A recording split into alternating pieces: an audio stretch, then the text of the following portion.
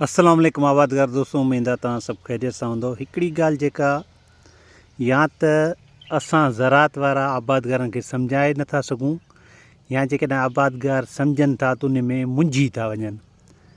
तमामु अहम वीडियो आहे, गौर सां ॿुधण जी कोशिशि कंदव त इंशा ताला तव्हांखे का ॻाल्हि सम्झ में ईंदी। असांजे ॿूटे जे लाइ उहो कहिड़ो बि ॿूटो हुजे, कहिड़ो बि असांजो फ़सुलु हुजे, वण हुजे, कमंद हुजे, कणिक हुजे, सारियूं हुजनि, मुङ हुजनि, कहिड़ा बि असांजा फ़सुलु हुजनि, वेजिटेबल्स हुजनि, उन्हनि जे लाइ असेंशियल जेके असांजा एलिमेंट आहिनि, अहम जेके असांजा भाण आहिनि, फर्टिलाइज़र आहिनि, उहे आहिनि NPK, नाइट्रोजन, फास्फोरस, पोटाश।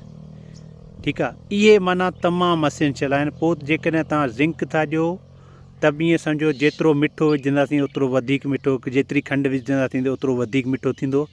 तव्हां सल्फर था ॾियो, तव्हां जेको आहे ह्यूमिक एसिड था ॾियो, तव्हां बोरान था ॾियो, मैग्नीशियम ॾियो था, उहे अलॻि शयूं आहिनि। पर NPK, nitrogen, phosphorus, potash, phosphorus ऐं पोटाश असांजे ॿनियनि में न हुअण जे बराबरि आहिनि। नाइट्रोजन कुझु आहे पर उन जी बि असांखे अशद ज़रूरत पवंदी आहे। असां जेको आहे उनखे यूरिया जे मतिलबु सोर्स, यूरिया जो जेको असांजो सोर्स आहे उन में 46% नाइट्रोजन जेको आहे असांजो आहे, त उहो असां इस्तेमालु कराईंदा आहियूं।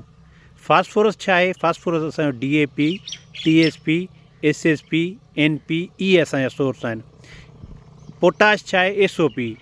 ठीकु आहे, माना असांजो पोटाश जा सोर्स या जेके असांजा फास्फोरस जा सोर्स, उहे जेके असांजे मतिलबु सुठी क्वांटिटी पोटाश असांजो 50% खां मथे, 50% त घटि में घटि पोटाश जेको आहे उहो असांखे इस्तेमालु करणु घुरिजे।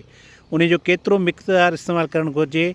तव्हां वधीक नथा ॾियो, ॾिसो इहे कास्टली आहिनि न, तव्हां वधीक नथा ॾेई सघो त घटि में घटि हिकु बैग तव्हां 50% पोटाश जो 25 किलो जो आहे, 30 किलो जो आहे, 50 किलो जो आहे, उहो तव्हांखे लाज़मी ॾियणो आहे।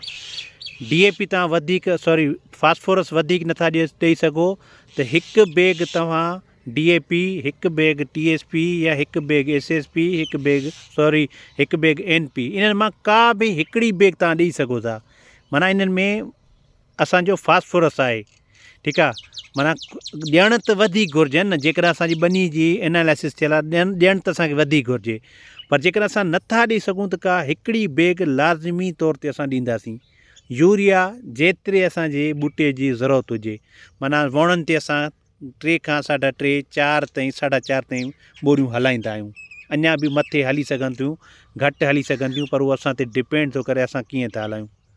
ठीकु आहे, उमेदु आहे इहा शइ तव्हांखे सम्झ में ईंदी त ॿूटे जे लाइ नाइट्रोजन, फास्फोरस, पोटाश असांजो असेंशियल आहिनि। उन्हनि खे तरतीब सां ॾियणो पवंदो। दाणेदार आहिनि त उन हिसाब सां असांखे माना शुरूआति खां ॾियणा पवंदा। ॿी ॻाल्हि इहा आहे, जेके शयूं तव्हांखे माना 4 kilo, 8 kilo, 10 kilo, 5 kilo, 3 kilo जे मिलनि था त तव्हां हिन जो स्प्रे कयो, उहो तव्हांजी 50 किलो वारी बैग जो मुतबादिल न आहिनि। माना 50 किलो वारी जेका बैग DAP जी आहे, उन में तव्हांजो जेको फास्फोरस आहे उहो तव्हांजो 4 किलो जी बैग में या पैकेट में कोन हूंदो। SSP तव्हांजो मतिलबु SOP तव्हांजो जेको पोटाश आहे 50 किलो या 25 किलो या 30 किलो वारी बैग में हूंदो, उहो तव्हांजो 3 किलो, 4 किलो, 1 किलो जे पैकेट में, 5 किलो जे पैकेट में न हूंदो। ठीकु आहे, इहे शयूं सम्झण जूं हूंदियूं आहिनि। इहे शयूं माना असांजा कोशिशि कंदासीं इन्हनि शयुनि खे सम्झंदासीं त फास्फोरस छा आहे, पोटाश छा आहे, नाइट्रोजन छा आहे। इहे असेंशियल न्यूट्रिएंट्स आहिनि। असांजे ॿूटनि जी वाध विझ में इन्हनि जो वॾो किरदारु आहे। पर इन जी तरतीब कीअं आहे, काफ़ी वीडियोज़ असां पहिरियां खां ठाहियूं आहिनि, उन्हनि ते तव्हां गौर कंदो या असांखां हिन वीडियो में सुवालु कंदो त इंशा ताला तव्हांखे ॿुधाईंदासीं। तव्हां सभिनी वॾी महिरबानी, इन्हनि शयुनि खे आहिस्ते आहिस्ते पाण सम्झंदासीं, पुछंदासीं त इंशा ताला सिखंदासीं, न पुछंदासीं इहे ज़हन में असांजे में सुवाल रहिजी वेंदा। तव्हां सभिनी वॾी महिरबानी, थैंक यू।